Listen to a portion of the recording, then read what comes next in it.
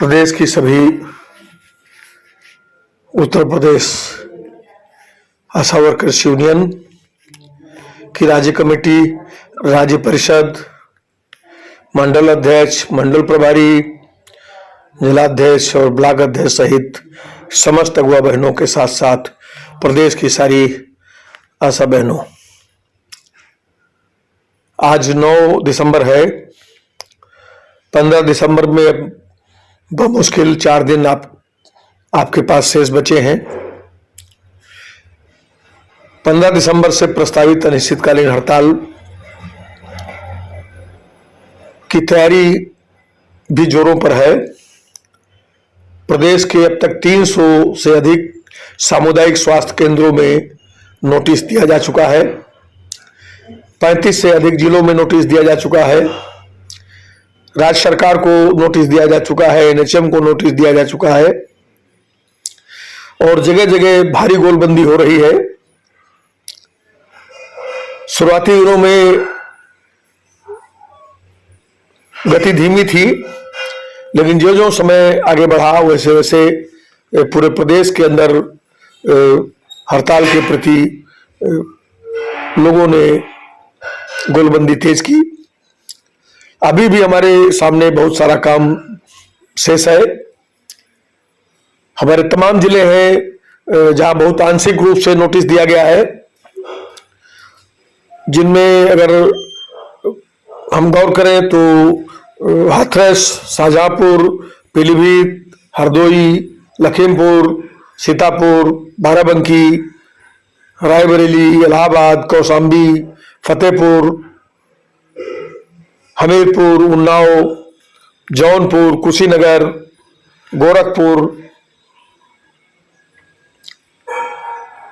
सोनभद्र,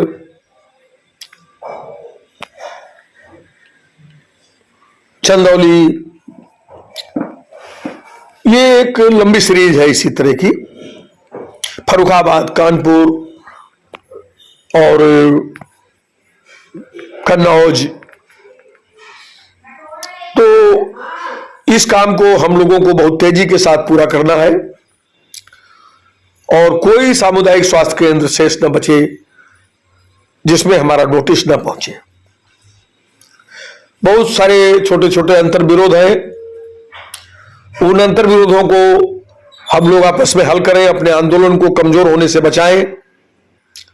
हमारी इन्हीं कमजोरियों का लाभ उठा करके एनएचएम लंबे समय से हमारे साथ गुलामों जैसा व्यवहार कर रहा है, हमारे श्रम और हमारे पारिश्रमिक की लूट कर रहा है। आप देख रहे होंगे कि लंबे समय से जब भी उत्तर प्रदेश आशा वर्कर्स यूनियन आंदोलन में जाती है तो एनएचएम के द्वारा पाले हुए कुछ संगठन झोले से निकालकर मैदान में उतार दिए जाते हैं और वो या तो एक दिन पहले या एक दिन बाद कोई न कोई कार्यक्रम घोषित कर दिग्भ्रम की स्थिति पैदा करते हैं। इस बार भी जैसे पीछे 6 अक्टूबर के कार्यक्रम के ठीक बाद 7 तारीख का एक कार्यक्रम ऐलान कर दिग्भ्रम की कोशिश की गई थी, इसी तरह जैसे 2023 के अंदर मार्च के महीने में मंडलायुक्तों के यहां जब कार्यक्रम 17 तारीख का घोषित किया गया था तो 18 तारीख के कार्यक्रम का ऐलान एक संगठन से कराया गया था। उसी तरह 15 तारीख से शुरू होने वाली हड़ताल के ठीक एक दिन बाद का जो 16 दिसंबर है, उस दिन कुछ लोग दिल्ली में एक प्रदर्शन का ऐलान कर रहे हैं। इस साजिश को आप बखूबी समझ सकते हैं। ये मजदूर आंदोलन के साथ ही आशा आंदोलन के साथ किस तरह की धोखाधड़ी है, इसका आकलन आपको खुद करना है। ये सारे वही लोग हैं जो 20 साल से आपके आंदोलनों का ठेका लेकर के गैर वैधानिक संगठनों के जरिए 1 जिला, 2 ब्लॉक, 10 ब्लॉक, 5 ब्लॉक में हड़तालें कराना, मैनेजमेंट से, स्थानीय प्रशासन से वसूली करना, आपसे भी वसूली करना, आंदोलन के नाम पर चंदा लेना, सरकार से अपने संगठनों के नाम पर अनुदान लेना, एनएचएम से मदद लेना और उसके बाद मुंह लटका करके हड़तालों की समाप्ति की घोषणा कर, आंदोलनों की समाप्ति की घोषणा कर आपको गुलामी की चक्की में पिस जाने के लिए छोड़ देना, जिनका काम रहा है। वही 20 साल पुराने घिसे पीटे संगठन आज जब अलगाव में पड़ते दिख रहे हैं तो एनएचएम की मदद से इस आंदोलन को कमजोर करने के लिए एक अलग से कार्यक्रम का ऐलान कर रहे हैं। ये वो समय है जब इन सबों को ठीक से समझना होगा, इनके चेहरों को बेनकाब करना होगा और अपनी वज्र एकता के साथ इनको भी पराजित करते हुए सरकार और एनएचएम को पीछे ढकेलने की तरफ आपको आगे बढ़ना होगा। कहीं कहीं तमाम तरह के दुष्प्रचार सामने आ रहे हैं। कोई लाल झंडे का सवाल उठा रहा है, कोई हथिया हथौड़ा का सवाल उठा रहा है। आपको यह देखना होगा कि पिछले 3 वर्षों में इस लड़ाई को पूरी ईमानदारी के साथ, निष्ठा के साथ, अपनी गोलबंदी को बढ़ाते हुए किस संगठन ने आगे बढ़ाया है। आपके सवालों को किसने पूरी शिद्दत के साथ एक राज्यव्यापी स्वरूप दिया है। क्या आपको पता है कि पूरे देश के अंदर, चाहे कर्नाटका के अंदर चल रहे आशा आंदोलन का सवाल हो, चाहे वो बिहार के अंदर चल रहे आशा आंदोलन का सवाल हो, या उत्तराखंड के अंदर इस समय जारी आशा आंदोलन का सवाल हो, और चाहे बिहार इस समय हरियाणा के अंदर चल रहे आशा आंदोलन का सवाल हो, उन सब के झंडे लाल है और उनमें हथिया हथौड़ा है।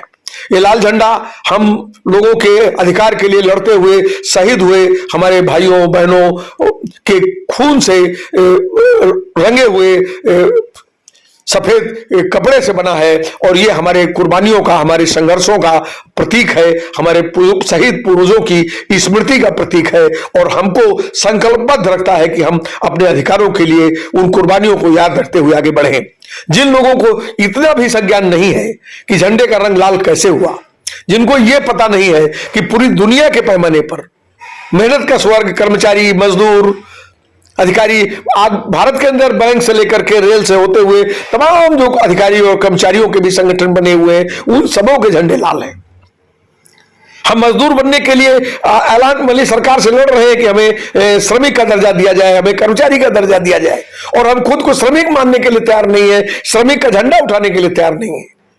ये जितने दुष्प्रचार हैं, इन सारे दुष्प्रचारों का मुकाबला करना होगा और समझना होगा कि इन दुष्प्रचारों के पीछे असली लोग कौन से हैं। उनके पीछे एनएचएम खड़ा है, उनके पीछे आपके अधिकारी खड़े हैं, और वो जो 1.5 लाख करोड़ से अधिक रुपया आपका पिछले 5 वर्षों में लूटा है जिन लोगों ने, ये वो लोग खड़े हैं। 1.5 लाख करोड़ रुपए बहुत बड़ी रकम है। इस तरह में स्वर्ण जयंती योजना जैसी 10 राष्ट्रीय राजमार्ग की सड़कें बन सकती हैं, 200 विश्वविद्यालय खोल सकते हैं, 1000 फ्लाईओवर बन सकते हैं। ऐसा 1.5 लाख करोड़ रुपया जिन लोगों ने चोरी किया है, वो लोग लाख, 2 लाख, 5 लाख, 10 लाख रुपया कुछ लोगों की झोली में डालकर उनकी मक्खन मलाई का इंतजाम कर आप पे फूट डालने का काम कर ही सकते हैं। और यही काम पिछले 20 सालों में लोग करते रहे हैं और अभी भी वो चेहरे पे नकाब होने के बाद भी इस अभियान में लगे हुए हैं। इसलिए हम आप सबसे एक अपील करते हैं कि अपने आंदोलन को मजबूत करिए, छोटे छोटे मतभेदों को भूलिए और हर सामुदायिक स्वास्थ्य केंद्र में आंदोलन का नोटिस देते हुए 15 तारीख के आंदोलन शेष बचे हुए समय में मजबूती से उसकी तैयारी करिए। लड़ना है और जीतना है, गुलामी से छुट्टी लेना है, और सरकार ने जो हमारे लाखों करोड़ रुपए दबा रखे हैं उनको हासिल करना है। अस्थायी कर्मचारी का दर्जा लेना है, न्यूनतम वेतन की गारंटी कराना है, मातृत्व अवकाश हासिल करना है, ग्रेजुटी लेनी है और रिटायरमेंट के बाद पेंशन लेनी है।